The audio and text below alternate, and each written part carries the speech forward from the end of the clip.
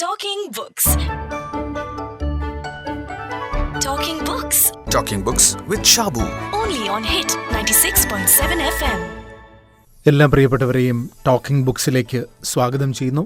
ഇന്ന് ടോക്കിംഗ് ബുക്സിൽ നമ്മൾ വായിക്കുന്ന പുസ്തകം ഖൈറുനിസ എഴുതിയ chuckle merry spin us in the US എന്ന പുസ്തകമാണ്.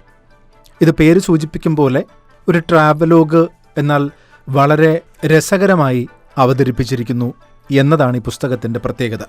ഒരുപക്ഷെ പേര് കേൾക്കുമ്പോൾ, ചക്കിൾ മെറി സ്പിൻ എന്ന പേര് കേൾക്കുമ്പോൾ എല്ലാവർക്കും അമേരിക്കൻ സാഹിത്യത്തിലെ മാസ്റ്റർ പീസായ മാർക്ക് ട്വെയിൻ എഴുതിയ the adventures of Huckleberry Finn ഓർമ്മ വരും. അത് ഓർക്കണം എന്ന ഉദ്ദേശത്തിൽ തന്നെയാണ് എഴുത്തുകാരിയായ ഖൈറുനിസ ഈ പുസ്തകത്തിന് പേരിട്ടിരിക്കുന്നത്. ഹക്കിൾബെറി ഫിൻ എന്ന പുസ്തകം പരക്കെ അംഗീകരിക്കപ്പെട്ട പുസ്തകമാണ്, ഒരുപാട് വായിക്കപ്പെട്ട പുസ്തകമാണ്.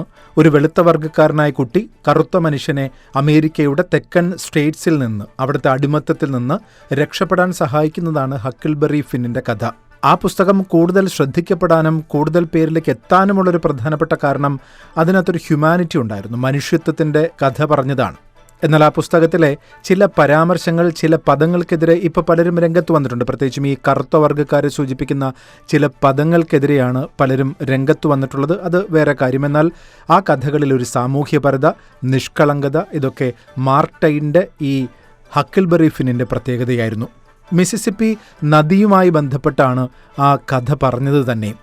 എന്താണ് chuckle merry spin us in the US എന്ന കഥയെന്ന് ചോദിച്ചാൽ, ഇവിടെ കുട്ടികളുടെ എഴുത്തുകാരി എന്ന വിശേഷണമുള്ള ഖൈറുനിസയുടെയും അവരുടെ ഭർത്താവ് VK എന്ന വിജയകുമാറിൻ്റെയും അമേരിക്കൻ യാത്ര, 40 ദിവസത്തെ അമേരിക്കൻ വാസത്തിൻ്റെ കഥ പറയുന്നതാണ്. വളരെ രസകരമായി, നേരത്തെ നമ്മൾ സൂചിപ്പിച്ചതുപോലെ നിഷ്കളങ്കമായും 40 ദിവസത്തെ സംഭവങ്ങളെ അതിൻ്റെ രസച്ചരട് മുറിയാതെ എഴുതിയിരിക്കുന്നതാണ് ഈ കൃതി chuckle merry spin us in the US. ആദ്യമേ സൂചിപ്പിച്ചതൊരു ട്രാവലോഗാണ്. സ്വാഭാവികമായിട്ടും മറ്റൊരു രാജ്യത്തെ പലതരത്തിലുള്ള കാഴ്ചകൾ വിവരിക്കുന്നതാണല്ലോ യാത്രാ വിവരണ പുസ്തകങ്ങൾ. എന്നാൽ യാത്രാ വിവരണ പുസ്തകങ്ങളുടെ സ്ഥിരം അല്ലെങ്കിൽ പതിവ് സ്വഭാവത്തിൽ നിന്ന് മാറി അതിന് രസകരമായി ആർക്കും വായിച്ചു പോകാവുന്ന വിധത്തിൽ വളരെ ലളിതമായി, വളരെ ജെന്യുവിനായി എഴുതിയിരിക്കുന്നു എന്നതാണ് ഈ പുസ്തകത്തിൻ്റെ പ്രത്യേകത. ആദ്യമായി 2 പേർ കേരളം അല്ലെങ്കിൽ തിരുവനന്തപുരത്ത് നിന്ന് അമേരിക്കയിലേക്ക് പോകുന്നതിൻ്റെ തയ്യാറെടുപ്പുകൾ എങ്ങനെയാണ് എന്നതടക്കം വിവരിക്കുന്നത്. എന്നാൽ അതൊരു പ്രത്യക്ഷത്തിൽ ഇങ്ങനെയൊക്കെ പറയണമെന്ന് വിചാരിച്ചിട്ട് വിവരിക്കുന്നതല്ല. നമുക്കറിയാം, അമേരിക്കയിലേക്ക് പോകുന്നതിൻ്റെ വിസ പ്രോസസ്സിങ്ങിനായുള്ള ശ്രമങ്ങൾ തുടങ്ങുന്നത് മുതൽ ഒരു വലിയ ഭാരിച്ച ഉത്തരവാദിത്വമുണ്ട്. അപ്പോൾ അത് വിവരിക്കുന്നുണ്ട്, വളരെ രസകരമായി വിവരിക്കുന്നുണ്ട്. അമേരിക്കയിലേക്കുള്ള വിസ പ്രോസസ്സിങ്ങിനായി ചെന്നൈയിൽ എത്തിച്ചേരുന്നതും അവിടെ ചോദിക്കുന്ന ചോദ്യങ്ങൾ ഇന്നതൊക്കെ ആയിരിക്കും എന്ന് കാണാപാഠം പഠിക്കുകയും, എന്നാൽ പലപ്പോഴും ഭാഷ പ്രശ്നമാകുന്ന ആളുകൾ എങ്ങനെയാണ് അതിനെ കൈകാര്യം ചെയ്തതെന്നതടക്കം തങ്ങൾ നേരിട്ട, തങ്ങൾ ദൃക്സാക്ഷിയാകേണ്ടി വന്ന പല അനുഭവങ്ങളും ആദ്യമേ തന്നെ സൂചിപ്പിക്കുന്നുണ്ട്. നമുക്ക് ഖൈറുനിസ മാമിനോട് ചോദിച്ചുകൊണ്ട് ആരംഭിക്കാം. അതായത് അമേരിക്കയിലേക്ക് പോകുമ്പോൾ ഇങ്ങനെ ഒരു ട്രാവലോഗിനെ കുറിച്ച് ശരിക്കും ചിന്തിച്ചിരുന്നോ എന്ന്. When we made preparations to go to the US, I had no plans about writing a travelogue. But I have this habit of jotting down each day's events in a diary. It's a very boring diary. അവിടെ പോയി, ആര് വന്നു, ഇന്ന് തലവേദന, ഇനി എന്തോന്നൊക്കെ ചെയ്യണം, those kind of things. My numerous thoughts are not there at all. But I took a notebook along when I went to America. So അവിടെ San ഹോസെയിൽ, കാലിഫോർണിയയിൽ, when we were there, Abdul Nizar, the friend with whom we were staying, saw me writing in this book. So he asked me, "Are you planning to write a book about your US visit?" That's when I thought, why not? We had a few adventures. We visited so many places in 40 days. And of course, it always happens to us. Amusing incidents kept happening to us. So I thought all that could make a fun travelogue. So that's how this book first took shape in my mind. After we returned, I discussed this with Karthika VK, the publisher of Westland Books, that had brought out my first book for adults, tongue-in-cheek, The Funny Side of Life. And she was very enthusiastic. And that's how it all started. നോക്കൂ, ഇവിടെ എങ്ങനെ പറയുന്നു, anyone who called would ask if we had finished packing. What on earth? Do people actually pack a month in advance? Apparently they do. Procrastinators like us are the exceptions. So when we did start, we went into it with enthusiasm of children getting ready for the new academic year in school, new clothes, new bags, new shoes, new umbrella. അങ്ങനെ എല്ലാം വാങ്ങി pack ചെയ്തു. unsure of what clothes to pack. I appealed to Arpida മരുമകളാണ് for help, and after some thought she suggested 6 salwar suits for the 40-day visit. She hesitated before adding maybe a pair of jeans too. She was probably unsure how the mother-in-law, whom she called auntie, would take the recommendation. The mother-in-law jumped at it. She had been waiting for a reason to jump into jeans. I promptly bought 2 pairs. I packed a sari too for Arpida's graduation. I thought the special occasion warranted a formal Indian attire. അങ്ങനെ താനും ഭർത്താവും അമേരിക്കയിലേക്കുള്ള യാത്രയ്ക്കായി എന്തൊക്കെ സാധനങ്ങൾ pack ചെയ്തു എന്നതടക്കമുള്ള വിവരണം തുടക്കത്തിലേ തന്നെ നൽകുന്നുണ്ട്. നമ്മൾ ആദ്യമേ പറഞ്ഞു, ഇത് എഴുത്തുകാരിയും ഭർത്താവും കൂടി അമേരിക്കയിലേക്ക് പോവുകയാണ്. അവിടെ മകനും മരുമകളുമുണ്ട്. മകളുടെ ഗ്രാജുവേഷൻ സെറമണിക്ക് വേണ്ടി ക്ഷണിച്ചിരിക്കുകയാണ്. അങ്ങനെയാണ് ആദ്യമായി അമേരിക്കയ്ക്ക് പോകുന്നത്. അപ്പോൾ ഈ യാത്രാ വിവരണത്തിൽ കഥാപാത്രങ്ങളെന്ന് പറയുന്നത് കുടുംബാംഗങ്ങൾ തന്നെയാണ് മെജോറിറ്റിയും. പ്രത്യേകിച്ചും ഒരു സറ്റേറിക്കലായി, ഹ്യൂമറായി ഇത്തരം വിഷയങ്ങൾ കൈകാര്യം ചെയ്യുമ്പോൾ കുടുംബാംഗങ്ങളും അതിനകത്തുള്ളൊരു കഥാപാത്രമായിട്ട് മാറും. ഈ കഥാപാത്രങ്ങളുടെ രസകരമായ അനുഭവങ്ങളെന്ന് പറയുമ്പോൾ കുടുംബാംഗങ്ങളുടെ രസകരമായ അനുഭവങ്ങളാണ്. അത് നമ്മിൽ ചിരി പടർത്തുക തന്നെ ചെയ്യും. Talking Books. Talking Books. Talking Books with Shabu. Only on Hit 96.7 FM. നമ്മൾ പറഞ്ഞു, വളരെ ഹ്യൂമറായി ഒരു ട്രാവലോഗ് എഴുതിയിരിക്കുകയാണ് ഇവിടെ. തുടക്കത്തിൽ അമേരിക്കയിലേക്കുള്ളൊരു വിസ പ്രോസസ്സിങ്ങിനായി ഭാര്യയും ഭർത്താവും കൂടി ചെന്നൈയിൽ എമിഗ്രേഷൻ സെൻറ്ററിലെത്തുന്നു. അവിടെ തൊട്ട് മുന്നിൽ തങ്ങൾക്ക് മുന്നേ എത്തിച്ചേർന്ന പലരുടെയും അനുഭവങ്ങൾ വിവരിക്കുന്നുണ്ട്. പ്രത്യേകിച്ചും ഒരു സ്ത്രീയോട് ചോദിക്കുന്നുണ്ട്. അവർക്കാണെങ്കിൽ ഇംഗ്ലീഷ് കൂടുതൽ വശമില്ല, തമിഴ് മാത്രമാണ് അവർക്കറിയുന്നത്. ഒരു അമേരിക്കൻ ഇൻ്റർപ്രറ്ററുണ്ട് അവരെ അസിസ്റ്റ് ചെയ്യാൻ വേണ്ടി. It was clear she couldn't make any sense of his heavily Americanized Tamil while he couldn't understand her dialectal Tamil and they were talking at cross purposes. അതാണ് ചില ചോദ്യങ്ങൾ ഇങ്ങനെ ചോദിക്കുകയാണ്. അദ്ദേഹം ചോദിക്കുന്നുണ്ട്, why are you going to the US? അപ്പോൾ ഇവിടെ ഈ സ്ത്രീ മറുപടി പറയുന്നത്, I'm very happy to meet you sir.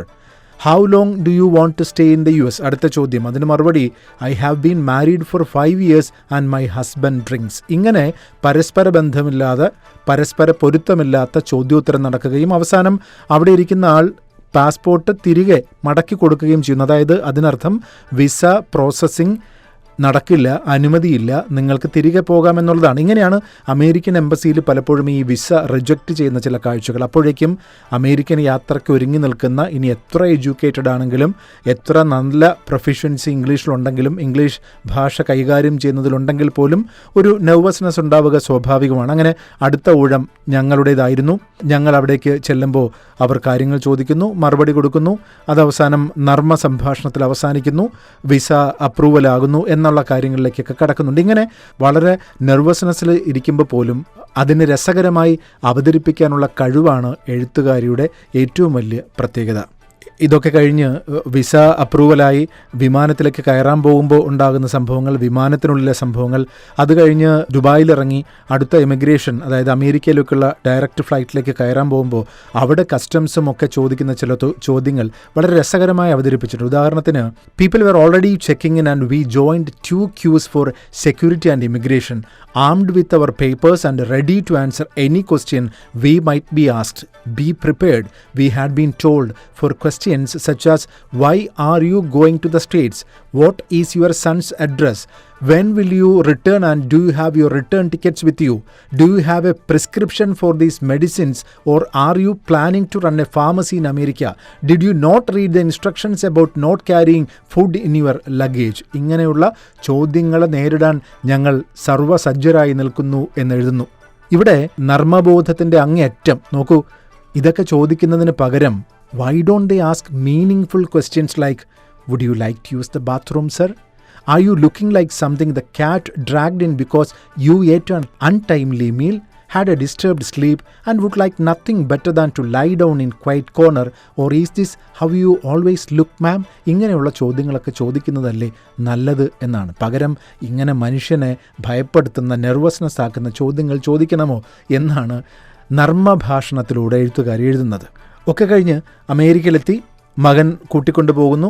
അതിനുശേഷം ഒരു റെസ്റ്റോറൻറ്റിൽ ഭക്ഷണം കഴിക്കാൻ ചെല്ലുന്നു. ആ ഒരു സന്ദർഭം എഴുത്തുകാരി പറയുന്നുണ്ട്. ഇതൊക്കെ ഞാൻ നേരത്തെ പറഞ്ഞ പോലെ ഒരു ട്രാവലോഗ് എന്ന നിലയ്ക്ക് നമ്മൾ വായിച്ചു പോകുമ്പോൾ തന്നെ രണ്ട് സംസ്കാരങ്ങൾ തമ്മിലുള്ള വ്യത്യാസങ്ങൾ, അല്ലെങ്കിൽ രണ്ട് രാജ്യങ്ങളിലെ പൊതുവായ ചില രീതികളിൽ ഉള്ള വ്യത്യാസങ്ങൾ എഴുത്തുകാരി പറയുന്നുണ്ട്. ഉദാഹരണത്തിന് മകൻ ഒരു റെസ്റ്റോറൻറ്റിലേക്ക് കൂട്ടിക്കൊണ്ടുപോവുകയാണ്. അവിടെ ചെന്ന ഉടനെ തന്നെ eager for my first visit to a restaurant in the US, I had one impatient foot inside the door when Amar pull me back. മകൻ അമർ പതുക്കെ പിടിച്ചു നിർത്തി. എന്നിട്ട് പറഞ്ഞു, no wait, he won't, it was time for my first lesson on restaurant etiquette in the US. പറയുന്നത്, whether it is Indian, American, Thai or Greek, you don't walk in and pick your seat near the window. Far away from the washroom he tutored me. You have to wait at the entrance and catch the eye of someone who works in the restaurant who then comes over. ഇതാണ് അവിടുത്തെ etiquette. പകരം എഴുത്തുകാർ പറയുന്നുണ്ട്, നമുക്കറിയാം, നമ്മൾ സാധാരണഗതിയിൽ നല്ല തിരക്കുള്ളൊരു restaurant പോയി കഴിഞ്ഞാൽ നമ്മളിങ്ങനെ ചുറ്റും നോക്കും. അതിൽ ആരാണോ ഇപ്പോൾ എഴുന്നേക്കുമെന്ന തോന്നലിൽ ഭക്ഷണം കഴിച്ചുകൊണ്ടിരിക്കുന്നത് അവരുടെ അടുത്ത് പോയി നമ്മളിങ്ങനെ നോക്കി നിൽക്കും. കഴിഞ്ഞില്ല, എഴുന്നേറ്റ് പോകൂ എന്നുള്ളൊരു മനോഭാവത്തിലായിരിക്കും നമ്മുടെ നോട്ടം. ഇത് കഴിച്ചുകൊണ്ടിരിക്കുന്ന ആൾക്കാരെ അസ്വസ്ഥരാക്കുകയും അവരെത്രയും വേഗം എഴുന്നേറ്റ് പോവുകയും ചെയ്യും. ഇങ്ങനൊരു കൾച്ചർ ഒരുപക്ഷെ നമ്മൾ പലപ്പോഴും കണ്ടിട്ടുണ്ട്. അതല്ല എന്ന് പറഞ്ഞു കൊടുക്കുന്ന ഒരു ലെസൺ ഞാൻ അവിടെ പഠിക്കുന്നു എന്നും കൂടി പറയുന്നുണ്ട്. അപ്പോൾ ഈ ഓരോ സംഭവത്തിലും സ്വയമായി തന്നെ ചിലപ്പോൾ ഒരു നർമ്മ കഥാപാത്രമായിട്ട് മാറാം, അല്ലെങ്കിൽ ഭർത്താവായിരിക്കാം. കൂടുതലും ഭർത്താവിനെയാണ് ഇവിടെ അദ്ദേഹത്തിൻ്റെ അനുഭവങ്ങളാണ് വളരെ രസകരമായി വിവരിച്ചിട്ടുള്ളത്. ജീൻസ് വാങ്ങി ധരിച്ചത് മുതൽ, അദ്ദേഹം അമേരിക്കയിൽ പോയി ഒക്ടോപ്പസിനെ കഴിച്ചത് മുതൽ, കാരണം നാട്ടിൽ വെച്ച് ഞണ്ടോ അല്ലെങ്കിൽ സ്ക്വിഡോ ഒന്നും കഴിക്കാത്ത അദ്ദേഹം ഒരു സുഹൃത്തുമായിട്ട് അമേരിക്കയിൽ ഭക്ഷണം കഴിക്കാനിരിക്കുമ്പോൾ അദ്ദേഹം ചോദിച്ചു, ഒക്ടോപ്പസ് വേണമെന്ന് ചോദിച്ചപ്പോൾ രണ്ട് കൈ നട്ടി സ്വീകരിക്കുകയും ഭക്ഷണം കഴിക്കുകയും അത് അദ്ദേഹത്തിനുണ്ടാക്കിയിട്ടുള്ള പ്രശ്നങ്ങളുമൊക്കെയാണ് വിവരിക്കുന്നത്. ഇങ്ങനെ വളരെ അസ്വസ്ഥാജനകമെന്ന് നമുക്ക് തോന്നുന്ന ചില സന്ദർഭങ്ങളെ പോലും രസകരമായി വിവരിക്കുന്നുണ്ട്. ട്രാവലോഗ് എഴുതി കഴിഞ്ഞപ്പോൾ കുടുംബാംഗങ്ങൾ അതേക്കുറിച്ച് എന്തു പറഞ്ഞു? Since my husband was my companion every day of this trip to the US, and my son and my daughter-in-law were there with us on most days, you could say the whole family was involved. And actually നല്ല രസമായിരുന്നു, എല്ലാവരും ഉണ്ടായിരുന്നു. അപ്പോൾ എനിക്ക് എന്തെങ്കിലും doubts ഉണ്ടെങ്കിൽ ഇവർക്ക് ചോദിക്കാം.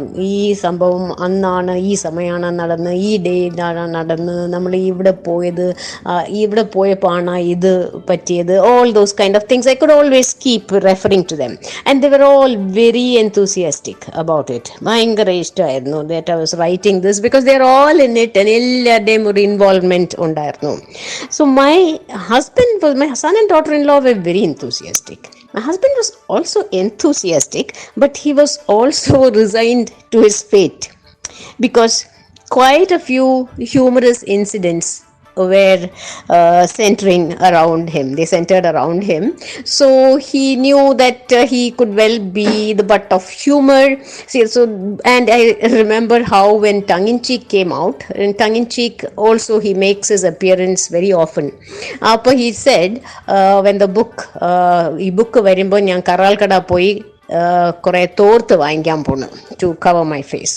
You see, ഈ travel book, when it was time for the book to come out, he said, ഇതിന് തോർത്തൊന്നും പോരാ, bedsheet വേണം.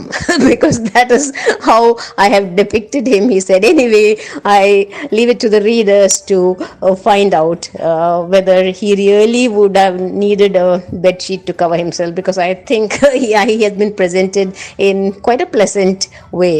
Anyway, I'll leave it to the readers to enjoy the whole book. Talking Books. Talking Books. Talking Books with Shabu. Only on Hit 96.7 FM. 40 ദിവസത്തെ American യാത്രയാണ്. അതിൽ വിവിധങ്ങളായിട്ടുള്ള ഇടങ്ങൾ സന്ദർശിക്കുന്നത്. അത് tourism spot മാത്രമല്ല, ഓരോരുത്തർക്കും ഓരോ ഇഷ്ടങ്ങളുണ്ടാവും. പ്രത്യേകിച്ചും ഇവിടെ ഖൈറുനിസ മാമിൻ്റെ ഭർത്താവ് വിജയകുമാർ, അദ്ദേഹത്തെ സംബന്ധിച്ച് ആർട്ടിനോടും കൾച്ചറിനോടുമൊക്കെയുള്ള കൂടുതൽ താല്പര്യങ്ങൾ, ഓരോ ഇടങ്ങളും പ്രിഫർ ചെയ്ത് പോയി കാണുന്നതുമൊക്കെ വിവരിക്കുന്നുണ്ട്. മാഡിസണിൽ പോകുന്നതും ചിക്കാഗോയിലേക്കും അതുപോലെ ഫോൺടൂലാക്കിലേക്കും ഗ്രീൻ ബേയിലേക്കും ഒക്കെയുള്ള പലതരത്തിലുള്ള യാത്രകൾ. ഏറ്റവും ഒടുവിലായിട്ട് അമേരിക്കയിലെ ഷേക്സ്പിയർ ഗ്ലോബ് സന്ദർശിച്ചതുവരെയുമുണ്ട്. നമുക്കറിയാം, കുട്ടികളുടെ ഫിക്ഷനിലൂടെയാണ് ഖൈറുനിസ മാം കൂടുതൽ ശ്രദ്ധ നേടുന്നത്. എന്നാൽ funny side of life, tongue in ചീക്കൊക്കെ എഴുതിയിട്ടുണ്ടെങ്കിൽ പോലും ഇതാദ്യമാണ് ഇത്തരമൊരു മുതിർന്നവർക്കും വേണ്ടി പാകത്തിലുള്ള ഒരു പുസ്തകം തയ്യാറാക്കുന്നത്. സ്വാഭാവികമായും ഉയരുന്നൊരു ചോദ്യമുണ്ട്, മുതിർന്നവർക്ക് വേണ്ടി എഴുതുന്നതും കുട്ടികൾക്ക് വേണ്ടി എഴുതുന്നതും തമ്മിൽ വലിയ വ്യത്യാസമുണ്ട്. കാരണം തിരഞ്ഞെടുക്കുന്ന വാക്കുകൾ, തിരഞ്ഞെടുക്കുന്ന വാചകങ്ങൾ, അതുപോലെ തന്നെ ക്രിയേറ്റ് ചെയ്യുന്ന ആംബിയൻസ്, ഇതൊക്കെ ഒന്ന് പ്രത്യേകം ശ്രദ്ധിക്കേണ്ടതുണ്ട് എന്നത് വളരെ പ്രധാനപ്പെട്ടൊരു കാര്യമാണ്. നമുക്ക് ഖൈറുനിസ മാമിനോട് തന്നെ ചോദിക്കാം, എന്താണ് ഇതിൻ്റെ പ്രധാനപ്പെട്ടൊരു വ്യത്യാസം? Writing a travelogue is a very different experience. ഈ കുട്ടികൾക്ക് എഴുതുമ്പം I'm always conscious of the kind of language I can use, the kind of vocabulary I can use, the sentence structure, the themes, what kind of characters I can introduce. So there are so many things I must be aware of, I must take into consideration when I write for children. It's a very responsible thing to do, writing for children. I'm not saying it's irresponsible writing for adults, but writing for adults gives you a lot more freedom. So there were no such constraints when I wrote this book, this travel book. Besides, this wasn't a story.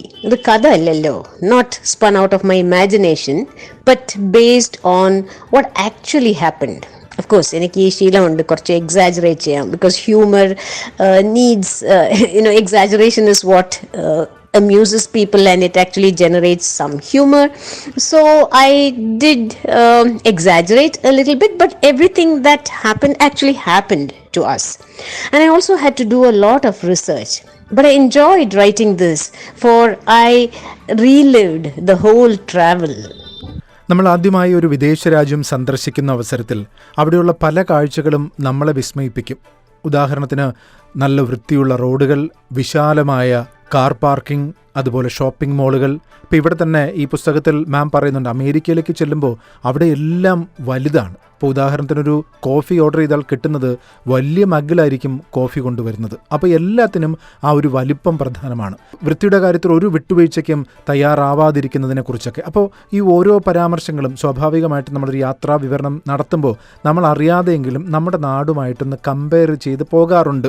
ഇപ്പോൾ ഉദാഹരണത്തിന് ഇപ്പോൾ നയാഗ്രയിലേക്കുള്ള യാത്രക്കിടെ പറയുന്നൊരു കാര്യമുണ്ട്, quite often I was reminded of some of the scenes that flit past during the train journeys in Kerala. The hewn cliff sides, the trees, the greenery, the water bodies, and we were especially reminded of India when the train stopped in the middle of nowhere for a long time and for no apparent reason. The difference was that here one didn't jump out to investigate. In India, a lot of people would have been out by now, walking up and down, trying to find out the reason for the halt and adding their own speculations to what they were at. Have Americans been conditioned to be uncurious, or is it because of practical reasons? For once the doors are closed, they cannot be opened except by someone at the controls. I would like to believe it is the latter എന്നാണ്. അപ്പം ഞാൻ നേരത്തെ സൂചിപ്പിച്ചതുപോലെ രണ്ടിടത്തെ മനുഷ്യർ തമ്മിലുള്ള പല കാര്യങ്ങളിലുമുള്ള വ്യത്യാസങ്ങൾ ചൂണ്ടിക്കാണിക്കുന്നത് ഈ ട്രാവലോഗിൻ്റെ ഒരു സ്വഭാവം കൂടിയാണ്. 40 ദിവസം അമേരിക്കയിൽ സഞ്ചരിച്ച് തിരികെ വന്ന ഖൈറുനിസ മാം ഈ ട്രാവലോഗൊക്കെ എഴുതിയ സ്ഥിതിക്ക് ചോദിച്ചു, എന്തെങ്കിലും ഒരു വ്യത്യാസമോ പ്രത്യേകതയോ പറയാൻ പറ്റുമോ എന്ന്. I was looking at America through Indian eyes and through the wonderful eyes of a first-time visitor. Everything attracted our attention. Everything was captivating. The beauty, the cleanliness, the order, the friendliness, the discipline of the people, the politeness. നമ്മളെ പോലെ ഇടിച്ച് കയറണം അങ്ങനത്തെ ഒന്നുമില്ല. They will always follow rules. അവിടെ traffic light ഇല്ല, അവിടെ cars ഒന്നും ഇല്ലെങ്കിലും car will wait and only then go. Pedestrians are very important. They will almost lay a red carpet for you. They will ask you to cross the road and only then the car will go. So അങ്ങനെ ഒരുപാട് കാര്യങ്ങൾ they're so nice. And something else that really captured our attention was the fact that everything was big, huge. Coffee mugs എന്ന് പറഞ്ഞാൽ വലിയ coffee mugs, 4 പേര് കുടിക്കാം ഒരു coffee മഗ്ഗിൽ. Coffee mugs, buildings, roads, parks. We just gazed open mouthed. We gawked at how huge everything was. Streams were like rivers. You have ponds looking like lakes. Lakes looked like seas. But there were 2 things I really missed in America. നമ്മുടെ auto and മുറുക്കാങ്കട. How I wished ഇങ്ങനെ കൈ കാണിച്ചിട്ട് ഒരു auto, I flagged down an auto and I want to go somewhere. ആ freedom അവിടെ ഇല്ല. അങ്ങനെ ഓട്ടോ എന്ന് പറഞ്ഞ ഒരു സംഭവം ഇല്ല. എല്ലാം ഊബറിൽ you have to book on through your phone, Uber and then go somewhere. അത് I really missed the auto rickshaw. And I also wished I could just walk to the Murkankada. അങ്ങനെയും പറ്റൂല. I have to go to these big malls. And അവിടെ ആണെങ്കിൽ അവിടെ ഇങ്ങനെ ചുമ്മാ നടന്ന് മുറുക്കാൻകടയിൽ പോയി കുറച്ച് ബനാനാസ് വാങ്ങിക്കാൻ അങ്ങനെ ഒന്നും പറ്റൂല. ആൻഡ് പേ വിത്ത് ക്യാഷ് അതും പറ്റൂല. കാർഡ്സ് വേണം മോസ്റ്റ്ലി. പക്ഷെ cash is also there, but mostly everything is through cards. So everything in the US is technology driven. So അവസാനം എൻ്റെ I felt this was my final feeling. US is good for a visit. പോയി കണ്ട് രസിച്ച് നല്ല രസമാണ്. Beautiful place. You can really enjoy every day because അങ്ങനത്തെ സ്ഥലമാണ്. But not to live in permanently. നമ്മളുടെ കേരള ആണ് എൻ്റെ home. Kerala is my home, and I think there is nothing like home. So that is what I felt about our visit to the US. ഈ പുസ്തകത്തെക്കുറിച്ച് ശശി തരൂർ എഴുതിയിട്ടുള്ള ഒരു വാചകം കൂടി പറഞ്ഞ് നമുക്ക് അവസാനിപ്പിക്കാം. Khyrunnisa's tale of her American expedition half a world away from her beloved Thiruvananthapuram is a typically charming and engrossing story. From the discomfort of long-distance flights to the mysteries of US restaurant etiquette, her book is filled with her characteristic humor, and despite the frigid landscape of the story, leaves the reader feeling a warm sense of being along for the ride. Another delightful read എന്നാണ്. തീർച്ചയായിട്ടും വളരെ രസകരമായി നർമ്മബോധത്തോടുകൂടി അമേരിക്കയുടെ കാഴ്ചകൾ വിവരിക്കുന്നു. ഒപ്പം തന്നെ കുടുംബബന്ധത്തിൻ്റെ എല്ലാ ഊഷ്മളതകളും നിറച്ചു വച്ചിരിക്കുന്ന ഒരു പുസ്തകം. Chuckle merry spin us in the US. Talking Books. Talking Books. Only on Hit 96.7 FM.